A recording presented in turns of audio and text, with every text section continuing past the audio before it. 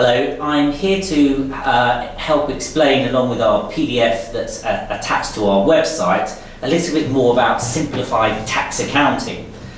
Simplified tax accounting is being introduced in the Finance Act 2013 for accounting periods that fall into the 2013-14 tax year. So not the tax year that's just ended, but the new tax year that we're just about to go into.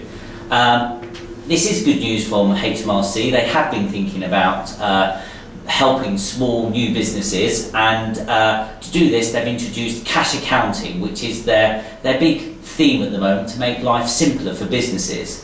And cash accounting is most definitely good news for most businesses, because it means that you don't have to account for trade debtors and creditors when you come to calculate your tax at the end of the year. So it is a good positive step that's coming from HMRC, so we're very pleased about the changes that are being introduced. Now, to enter the scheme, you mustn't be a company or an LLP. You must be an unincorporated business. Now, most new businesses will be an unincorporated business, but looking at the actual structure and what's right for the business, don't think that you should just be an unincorporated business because you can use the cash accounting scheme. You've also got to think about other implications of whether it's more appropriate to be a limited company to have limited liability.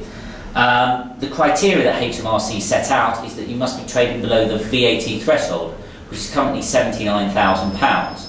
But the good news is that if you're trading below the VAT threshold of £79,000, you don't need to leave the cash accounting scheme until you reach £158,000, or twice the VAT threshold. So this is something that means that a new business can actually grow quite a long way and go quite far and have turnover up to £158,000 before they need to leave the scheme.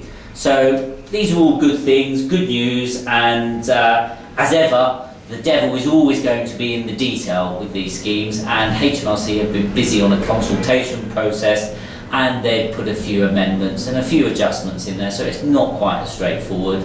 Existing businesses can go straight into the scheme. New business can go straight into the scheme. Existing businesses, they can also enter the scheme, but they have an adjustment that needs to be made. And again, what that does is adjust the opening trade debtors and opening creditors, and spreads that adjustment over a 6-year period. Again, what we would suggest that if you're interested in talking more about this, you make contact with us, because we can look at your business on a case-by-case basis and explain what limitations you might encounter. My name's Damian Talbot. I'm a tax partner at Warrener Stewart. Thank you very much.